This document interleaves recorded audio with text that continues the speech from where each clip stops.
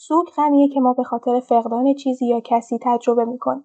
غم زیادی که به خاطر تموم شدن یه رابطه، از دست دادن پارتنر یا یکی از اعضای خانواده و یا حتی از دست دادن شغل دچارش میشیم.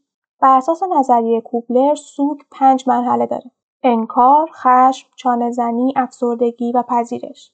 یعنی ما اول اتفاقی که داره میفته و از دست دادن رو انکار میکنیم و سعی میکنیم اون رو نادیده بگیریم. ما باورمون نمیشه که داریم چیزی رو از دست میدیم. در مرحله خشم نسبت به چیزی که داریم از دست میدیم یا کسی که داریم از دست میدیم و تمام دنیا خشمگین میشیم. در مرحله چانه‌زنی سعی میکنیم معامله کنیم. مثلا از خدا میخوایم اگر کسی که دارم از دست میدم رو برام حفظ کنی، من زندگیم رو عوض میکنم. در مرحله افسردگی غم از دست دادن رو تجربه میکنیم و در مرحله پذیرش از دست دادن رو میپذیریم و به زندگیمون ادامه میدیم. البته این مراحل به ترتیب و خطی اتفاق نمیافتن، اما ما تقریبا تمام این مراحل رو تجربه میکنیم. هرچه بیشتر راجع به سوگ بدونیم، بهتر میتونیم با اون کنار بیایم و اونو به طور طبیعی پشت سر بذاریم. کتاب‌ها به ما کمک میکنن فقدان رو بهتر درک کنیم و بفهمیم که تنها ما نیستیم که این حس رو تجربه میکنیم. به علاوه به ما کمک میکنن کسی که درگیر سوگ هست رو بهتر درک کنیم و بهش کمک کنیم. در این ویدیو 6 کتاب در مورد سوگ معرفی میکنیم. کتاب اول، عیبی ندارد اگر حالت خوش نیست، نوشته مگان دیواین هست. مگان دیواین روانشناس و نویسنده آمریکاییه که همسرش رو به دلیل غرق شدن از دست میده. اون تجربه خودش از سوگ رو به همراه دانش علمیش در این کتاب آورده. دیواین حتی سایتی رو انداخته که آدم‌هایی که درگیر سوگ هستن تجربیاتشون رو با هم به اشتراک بذارن. این کتاب سوگ رو تعریف میکنه، اتفاقاتی که در طول این دوره میفته رو شرح میده و میگه چطور میتونیم این وضعیت رو پشت سر بذاریم. دومین کتاب، چگونه رنجی که نمیتوانیم تحمل کنیم را به دوش بکشیم، کتاب دیگه مگان دیواین هست.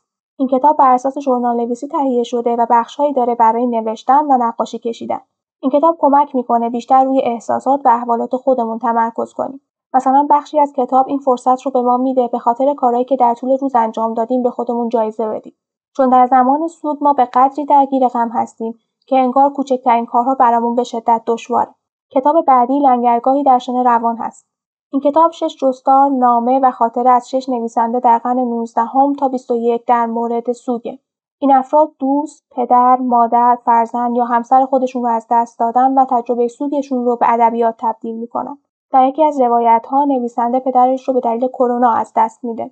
کتاب چهارم، رنج و التیام، نوشته ویلیام وردن، روانشناس آمریکاییه. متن این کتاب کمی سخت‌تر از کتاب‌های قبلیه. این کتاب توضیح میده سوگ چیه و چرا اصلا باید سوگواری کنیم. این کتاب توضیح میده چطور میتونیم سوگ رو پشت سر بذاریم. نویسنده در کتاب سوگ‌های مختلف رو بررسی میکنه و میگه آدم در هر کدوم به چه چیزهایی احتیاج داره. این کتاب کمک میکنه رنجمون رو بپذیریم و سوگ رو سالم‌تر پشت سر بذاریم.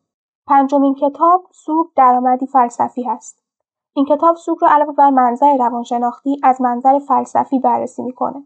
این کتاب توضیح میده که چطور فلاسفه سوگ رو چیز پیش پا افتاده و مایه شرم میدونستن. در صورتی که از نظر نویسنده مسئله بسیار جالب توجهه. فیلسوفان جدید هم با شرم‌آور بودن سوگ مخالفن. این کتاب اول توضیح میده ما برای از دست دادن چه کسانی سوگوار میشیم و چه رابطه‌ای باید بین ما و افراد وجود داشته باشه که برای از دست دادنشون سوگوار بشیم. و تعریف میکنه که سوگ چیه و چه احساساتی رو در ما زنده میکنه. در بخش‌های بعدی نویسنده توضیح میده سوگ چه تأثیرات مثبتی میتونه برای ما داشته باشه و نظریه‌هایی که میگن سوگ عقلانی نیست رو بررسی میکنه. و در نهایت میگه آیا سوگواری کردن وظیفه ماست و بعد درمانی اون رو توضیح میده. و کتاب آخر، پذیرش سوگ هست. این کتاب علاوه بر توضیح سوگ و حساش، تمرین‌هایی برای تجربه بهتر سوگ داره. این کتاب میگه چطوری به کمک ذهن‌آگاهی، ارتباط با طبیعت، هنر و نوشتن سوگمون رو تجربه کنیم. در بخش‌های پایانی کتاب شعرهایی در مورد سوگ اومده و کتاب‌ها و سایت‌هایی معرفی میکنه که به تجربه سوگ کمک میکنن. اگه این ویدیو رو دوست داشتین، لایک یادتون نره و کانال رو سابسکرایب کنین که ویدیوهای دیگر رو از دست ندید.